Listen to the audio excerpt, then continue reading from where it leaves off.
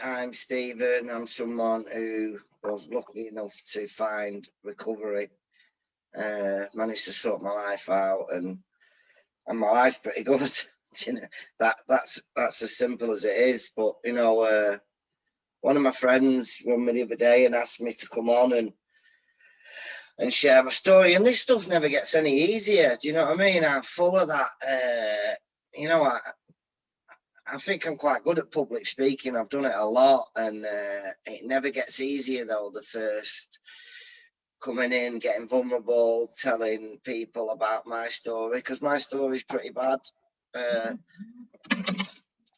and that's just how it is. But what I've learned over time is once we push through that stuff and we get through it, I start to get into the flow of things. And I was just speaking to one of my friends then on Messenger who's just gone on to a new job. She used to work for Red Rose Recovery, and it was like, that she shared a memory with me. So like 2 years ago today, we actually was asked to go and speak to Prince William and Kate and tell them our story. So that's like the future King of England, is it? You know what I mean? And I was like, wow. And why that means a lot to me is because I was someone who was in prison all my life, basically. In a nutshell, I started using at the age of 12, started using heavy drugs at 17, and at 17 my life went down fast, rapid.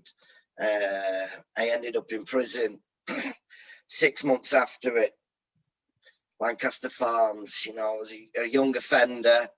I was addicted to heroin. And back then in the day, you didn't go into prison and tell the nurses that. You didn't go in and say you was addicted to that. So I had to withdraw on my own. My first ever time locked in a cell, scared. And I had a really bad experience. I ended up on the hospital wing. And my experience from that is every time I got released from prison, I went back to it. And life got pretty hard. I started grafting.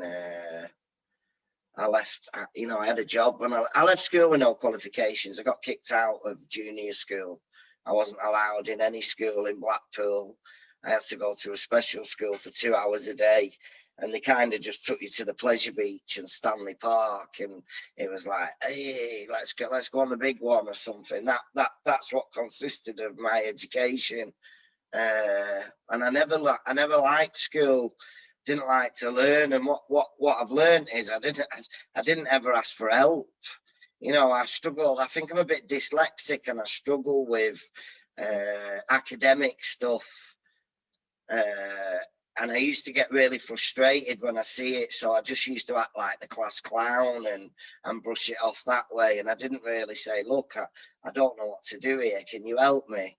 I just didn't know how to do that. And ultimately my behavior went sideways. I was kicked out of school, and I just started hanging around with older lads on my estate. My brother was the same. He was one of them. He was older than me, and we just used to hang around together with older lads. And I was just brought up on a local council estate in Blackpool, and we started smoking weed, drinking Merry Down cider, and like that was life, man. I used to get some trips at the weekend, magic mushrooms.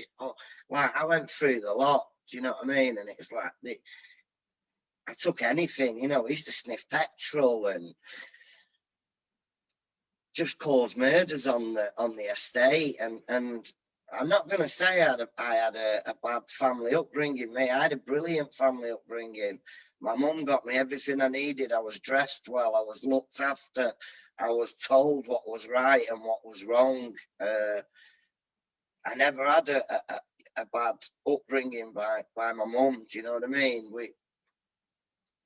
But I just was attracted to hanging around with older lads, and ultimately we started committing crime and stuff like that. And my life spiraled out of control, and I started taking heroin, and my life went downhill quick. And, you know, I started, you know, them friends I grew up with, and some of them I speak to today because they know that I've turned my life around. But I used to always say all them people got rid of me when I was using, and it wasn't until I come into recovery that someone said to me, like, did you not stay away from them because you was wanting to use drugs? And I thought, yeah, I'll have that. And, you know, my life was crap. I ended up in and out of prison like every year. That was the same with my brother. And I don't want to go on about loads of stuff because it's like it's a revolving door. In prison, put some weight on, get out of prison, start grafting, you know. And it was just horrendous. And my brother was the same. So, you know, to put all that stuff on my mum, that's two sons who are locked up all the time, always asking for money when they go to prison, never going round and doing your shopping with your mum and, you know, trying to help your mum. It was like all about what we wanted. And, you know, I'll fast forward a bit. And in 2009,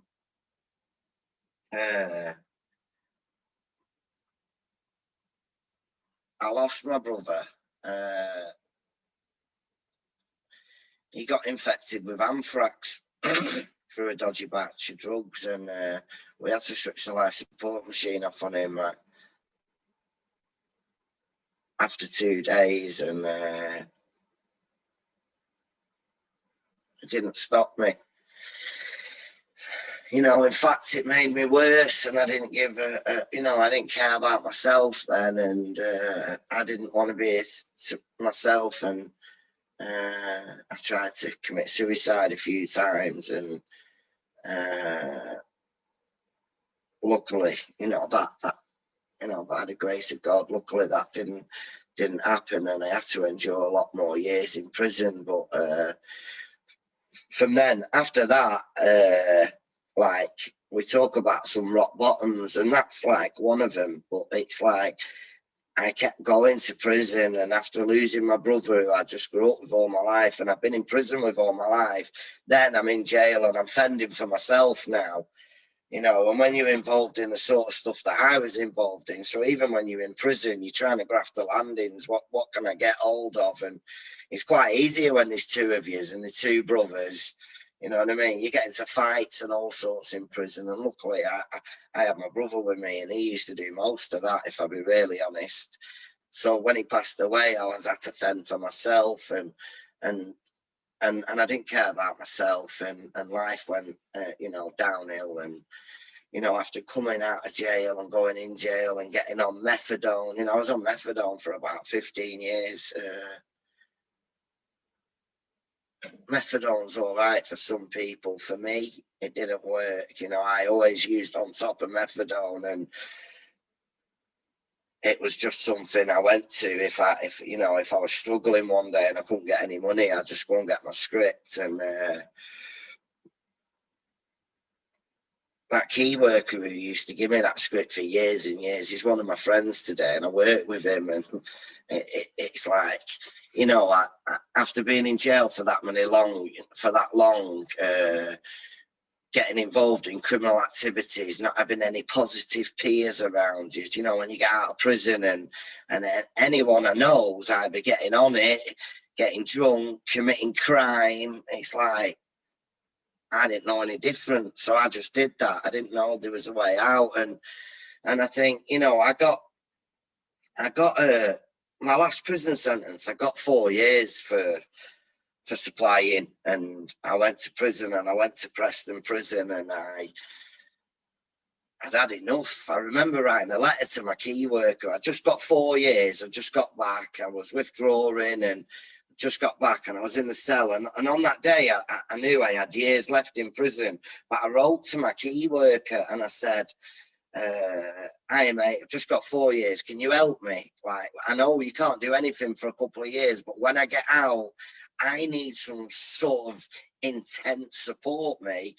I don't need like a key worker to check on me once every fortnight. Like, I need some intense work, man. I don't know any different. My behaviours are off key. I don't know how to go shopping, and you know, that was me asking for help in prison, and I managed to get on a recovery wing, and I love recovery wings, mate. You know, I've been in prison all my life, and I just go on the landings, me. And when we go on this recovery wing, it's like, right, what do we do on here? So first of all, I said I'd had enough, me. I was like, I want to do a rapid reduction on my methadone. And they was like, come off it 1 mil a week. And I was like, I want to do 10 mil a week. So back in the day, you weren't allowed just to do that. You had to fight with the nurses. So basically what I had to do was like just pour it away in a cup in front of them. And there was nothing they could do about it then. I was like, I've had enough of it. And, you know, in the end, I got off it, and I spoke to one of the drug workers in there, and I said, I need to go to some sort of rehab, me. I need to change my way of thinking. Like, I'm bonkers. And he said, right, we'll get you to a Wymot, therapeutic community in Wymot. I said, yeah, please. And he said, you got a shower in your pad there. I thought, I want to go there then. That was my first thought. It was like, I want to address my behaviour and my thinking. It was like, well, there's a shower in your pad. And you know, luckily I got to Wymot, and I didn't go on the TC at first. I went on the main, and I was using, and I you know, through my active addiction, I got stabbed and I got my fingers cut off, and I had to jump out of a second floor window, and I snapped my fibia and tibia in half. My leg was hanging off because of some guys who I owed money to, and I was on all sorts of medication, like high codeine medication. And I don't know about you, but when it says on that little bottle, you take 1 4 times a day, like I don't see that bit. I take like one like 95 times a day. You know what I mean? And what I learned is even when I was in prison, I was getting my meds weekly, and I get them on a Friday night and think, that's it, man, Friday Night Live, let's just take them all. And in the end, the TC said to me, you need to come off your meds before you come on here. And people were like, well, you need them for your leg. And I was like, I know. Anyway, I just signed off all my meds, got on the TC, and I didn't stop using on the TC neither. So I go on a drug-free wing now. So this is my way of thinking back then, and it's crazy. But I thought, I'll get myself on a drug-free wing. So I go on this drug-free wing, and there's, you know, I was speaking to one of my friends who's on here tonight, and it's a drug-free wing, and there's people like graduates on there who challenge you. If you've been in rehab and stuff like that, it's kind of the same thing. You know, they challenge you for if you're asking to borrow a Rizzler or something mad like that. And this guy challenged me. He said I was off my head on the wing. But this was in a room with staff, and I was like, wow, I can't believe he's doing that. He's grass. And when I come out of that room, I told everyone on the wing, me, I said, he's wronging him. He's just grassed me up for using.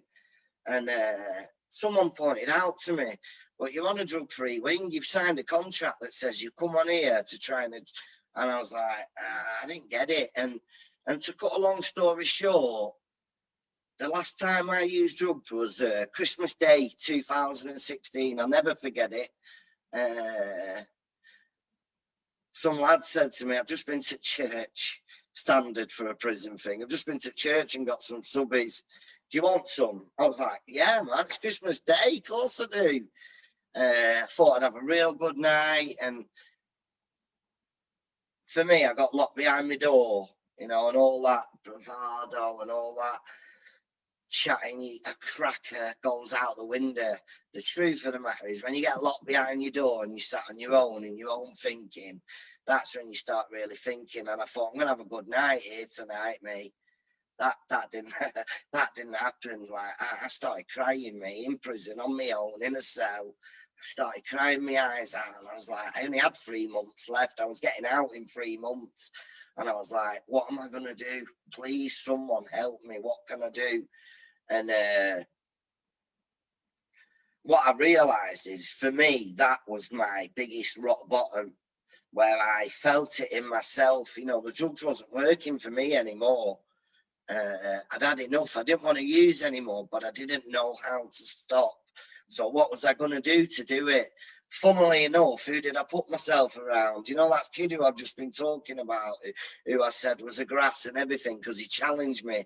Secretly, I thought, wow, I'd like to be able to do that. Like helping people. Like, do you really want help? I will help you. I went to him, me. But it were mad because of my mindset, and loads of the people who were from my town was on the wing. I used to have to like put a balaclava on to go in his pad because people would be like, what's he doing going in graduate's pad and stuff? And I had to speak with them all and say, listen, I'm just trying to stop. I don't want this anymore. I'm trying to stop. And I put myself around this kid, and I managed to get clean for a few months. And I remember Peter from Red Rose here coming in Wymont with this American guy, and he come in and did a share about his story. And if anyone knows me, I'm up for a laugh, me, in recovery. I didn't come into recovery to stay miserable. I like to have a laugh, and I just like to have a laugh. And he brought this American guy in, and he was funny. He was bonkers, but he was funny. But he was funny with a twist because it was serious at the end. This is what I did. This is how I stopped. This is what I do now. And I thought, when I got back to my pad, I thought I'd love to be able to do something like that. And, you know, when I got out of prison, first day, so I got clean. The first stage was I got clean and stopped using drugs. And I got onto my key worker then. I was like, look, when I get out, I'm a prolific offender. So by this time, it's only like 5 years ago. By this time, I was like a prolific offender in Blackpool. So I used to get picked up and put in these hostels and bed sits, and they were rough, man. You know, no one ever got clean on my estate. I don't know anyone who ever got clean. I just know you either died, you went to prison, or you moved town. And I said to my key worker, I need some sort of abstinent recovery house. So for anyone who knows me, I'm in a 12-step fellowship. I do mutual aid meetings, and I'm total abstinence, which means I don't drink alcohol, I don't take medication, and so I'm abstinent. You know, I haven't drank for about 7 years, and you know, but my clean date is 2016. You know, I'm a few years clean, but I got out and I got put in a recovery house called Jobs, Friends and Houses in Blackpool. Amazing place. Some of the funniest parts, best parts of my recovery would be around people getting, you know, Steve just said it. He's not long been out of rehab. You know, I'd done all them for years, man. And when I got out, I just went back to the same stuff. You know, if you're going to go into rehab and change your life, you've got to change your life when you get out. It's simple. If nothing changes, nothing changes. But I didn't know how to do that. And someone said, you have to change everything. So when I got out, I went to mutual aid meetings, and not only did I do that, I also did a program. It was like another rehab out in the community from 9 in the morning till 5 at night. So I know everyone in Blackpool, me. I've lived here all my life. I know everyone. I've either robbed someone or done something to someone, or someone's not had a good experience with me when I was using. But so how do I change my life? So I went to mutual aid meetings and started doing stuff and seeing people get better. And luckily in the recovery house where I went into, my friend was in there, someone who I'd used with. So I was finally faced with that thing where, well, he's used like me, him. So if he can do it, but back then I thought he's worse than me. If he can, I definitely can. So I followed him, me. I just followed him. You know, I just told you before, I'm not good with academic stuff and all that, but I can follow people. Do you know what I mean? I did that in my active addiction. I'm like a chameleon. Do you know what I mean? And you opportunist and anything, rob, steal, beg, borrow. And after going through all that, it's like, now I need to learn some new skills in life. And I went to this recovery house. I did this deep program. I started getting clean, you know, got the 30 days, 60 days, 90 days, 100 days, months. And, but I started doing other stuff. So someone said to me when I first got out, why don't you volunteer? I said, absolutely not. I wasn't open-minded back then. And I was like, absolutely not volunteering. Why would I want to work for nothing? by being around some right people who pointed me in the right direction, and I knew they wanted the best for me. I did it, and it was probably one of the best things I ever did. You know, I remember doing the training with Emma. You know, me and my friend come from Blackpool, and we wanted to do the training, but it was in Lancaster, and she'd just got a little car then, a little recovery car, was up and down the motorway everywhere, and we kind of put on a proposal to Red Rose, and we was like, look, we want to do this training, we want to volunteer, we want to give back, but it's like, we haven't got any money, can you help us get to Lancaster? We don't even want all the expenses, just give us half, that'll be enough for this little car. Luckily they did, and I think little things like that really helped me. And just to give you a little bit of background on what I've just said to you about me and my friend, she's just left Red Rose and she's gone on to something better. She's doing amazing. And me and her was in a rehab when I got out of prison, and 16 of us started it. 3 of us finished. The third guy, after we finished, he went back to drinking and died 3 weeks later. There's only me and Louise who's still here, clean. We've gone on, we've got jobs and done loads of stuff. And we said to the counsellor, you know, I bet you didn't think we'd do this, did you? And he actually said, I actually did. You were both doing mutual aid meetings and doing all the things that you talk about, because I learned a new language, mate. I didn't know. You know, people were saying mad things like you're powerless and all this stuff, and I'm like, listen, mate, like, speak to me in English. What are you going on about? You know, and I changed my life, and you know, I went and did that training with Emma, and I was only 9 months clean, and a job come up at Red Rose, and she said, why don't you go for it? And I was doing a training on values, and Emma asked me, she said to me, what's your values? And I was still like a chameleon back then. Yeah, I didn't know, but I didn't want to say. So I went, what's yours? You know, I was going to nick hers. But Emma's not stupid. Emma's on it. and she learned me a very important lesson back then, is the answers always lie inside us. Sometimes they just need pulling out. And I've done that to loads of other people since. It's dead easy to just say this, this, and this. And it was something else I learned. And one of my values, I wanted a job. So anyway, I got the job and I was buzzing, and I went and did my own little 5 ways to wellbeing groups in Fleetwood and St Anne's, and I loved it. And I was going up and down. One thing I always said, do you remember when I just told you a story before when I was in prison? Peter come in and I thought, I want to go and do that. That'd be ace. But like my head told me, you will never get back into prison. You know what I mean? You got more pre-cons than anyone. You can't get back in there. And that's a lie. Let me tell you, it's a lie.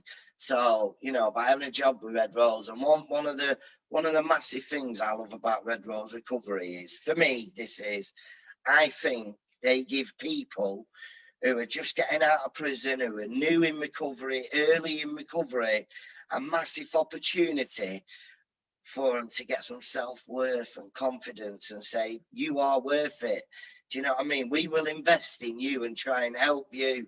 And to me, back then, when I was 9 months clean, my DBS isn't like, you have to put it in a rucksack. It's that big, my DBS. I was like, I will never get a job. And they was like, we're employing you for your lived experience.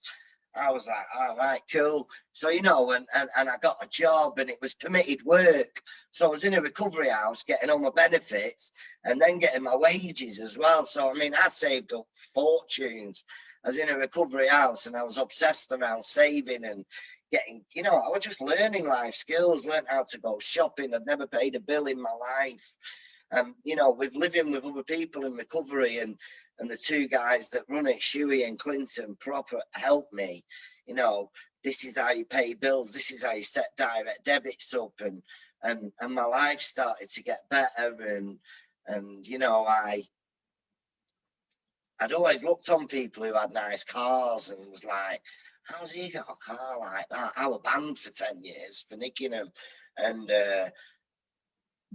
Chef H said to me, listen, what, do you really want a car? And I was like, yeah. They went, we'll pay for your first 10 lessons.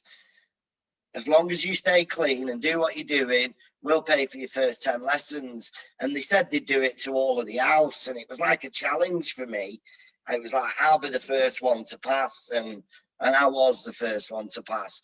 But why I say that is when you see someone in recovery do something and achieve it, it lets others know that they can do it. And people followed me after that and they've passed theirs. And, you know, I went, you know, I passed my driving test and bought myself a little 300 quid X-Reg Fiesta, got it insured the next day, and I was buzzing, I was off. And, you know, since then my life's got better. And, you know, I've just bought my dream car now, one of my dream cars, and I love it. But what I've started to learn in recovery, when we stay clean for a few years, we start to focus on other things, you know, trainers, aftershave, cars,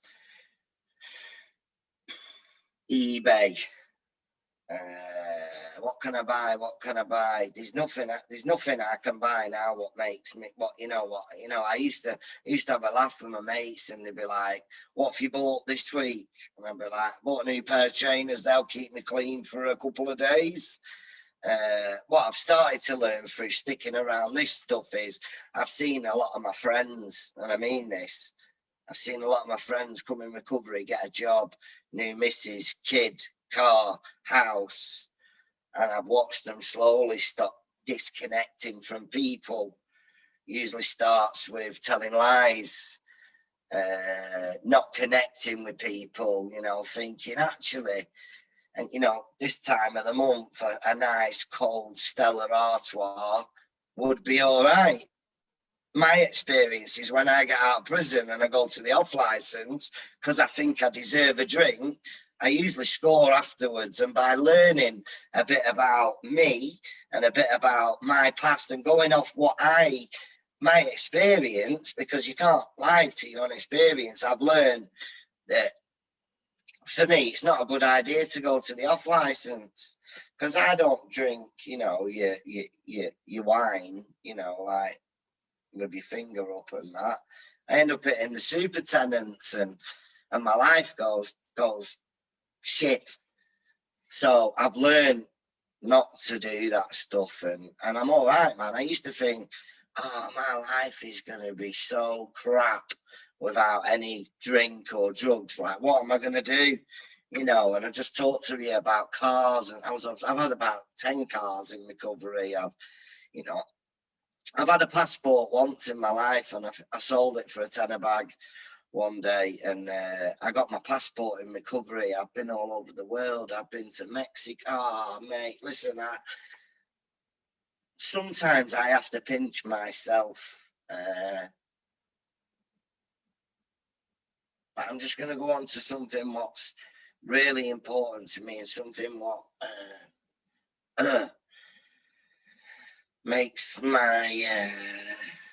gets me choked up, man, and that's building them relationships back up with your family. So we can talk about all the outside stuff, cars and all that. Trust me, they don't make you well. In fact, when you get it all, you have to keep hold of it pretty tight, and building that relationship back up with my mum. So I remember when I just spoke about my brother, you know, my mum said, "Will you really help me? We've just lost my son." I got off me. I was like, "Lend me 30 quid." And got off and went back to prison and didn't do it. And over the last 4.5 years, I usually go to my mum's every Sunday. I used to, not since lockdown, and have a Sunday dinner with mum and build them relationship up, and we make amends and stuff like that. I learned to do some stuff by other people in recovery, and some of the things I've done with my mum are priceless. You know, I've just had a little baby girl. She's only one. She's just on her way back. She's just at my mum's at the moment, and like, I haven't got any kids, mate. You know, I have a partner who has her 2 kids, but like, I've just had my own kid as well. You know, it's not to my partner at the moment, and I have to do the right thing and go to court to get weekly access to see my daughter. And it's like, on my own, like, I wouldn't have gone to court. I would have been like driving over there fuming and just like pushing, just taking her. And I learned to go to court, and but then it was like, how are you going to go to court? You don't stand a chance. You've got previous convictions. And I was like, that stuff's not in my head anymore. I'm like, hang on a minute. I've stayed clean for a few years. I've been to college. I've got a job. I work with other people. Like, I'm doing all right. I'm pretty capable of help, to look after a little girl. And I won the case and come to an agreement, and I can have her. And now it's like, hello, welcome to the real world. There's a 1-year-old. Deal with her. So again, I have to have friends, you know what I mean? I'd never changed a nappy in my life. I'm still pretty crap at that. But like I said, she turned 1 on the 28th of December, and it's new, is what I'm saying. And one thing I don't forget is I could lose everything I have in a minute. In a minute. I see people getting out of rehabs and going back to the same things, and and it's harsh. And I don't try and save them people anymore. I used to early in recovery, thought I could try and save everyone, fill the car up, get people to meetings, and just to do this tonight, I had to get my mum to have the little girl. My partner's got 2 kids. It's like, I used to say, yeah, I'll do it. I've learned that I can say no whenever I want me. I do quite a lot these days. And I'll just talk about the last thing, lockdown. Lockdown's been tough. This last lockdown for me has been a killer. I was like a social butterfly. So I was in meetings, I was at conventions, I was doing different towns, I was going on holiday, and from all that, just to be stuck in. I'm not very good on my phone, me. Not very good on it. I like face-to-face. So we talk about Zoom. Like, listen, Zoom serves a purpose, and I know it's done some brilliant things for people. For me, I need that human connection, me. I need face-to-face meetings, and I need to speak to people, because what I've learned is, sat over a screen like this, I can tell you my life's amazing and I've done all this stuff. But, like, really, I can be, like, broken at any time, and, like, I've had enough. So I've not felt Zoom lately, so I've started doing some face-to-face meetings, socially distanced. There's only 15 of us allowed, and that helps me, you know what I mean? Because I start getting agitated, and it usually boils down to agitated with the missus or having a stupid argument, and we have to look at that stuff. And I look at that stuff at the end of the night. What have I done today? What have I done to harm anyone? Can I make anything better? Do I need to say sorry to anyone? Do you know what I mean? And that's just like built into me. People say they write that stuff down. I've never written that down. It's like your car, isn't it? If your car needs oil or petrol, you go and get it serviced. And I'm the same. If I feel me like something's not right, I need to charge my batteries up, and I do that by speaking to other people who have been through the same stuff as me, or someone who hasn't, someone who's banging in the midst of it. Let's go and get them to a meeting. Let's watch someone else. And I'm watching other people now doing all the same stuff that I did, and I've gone on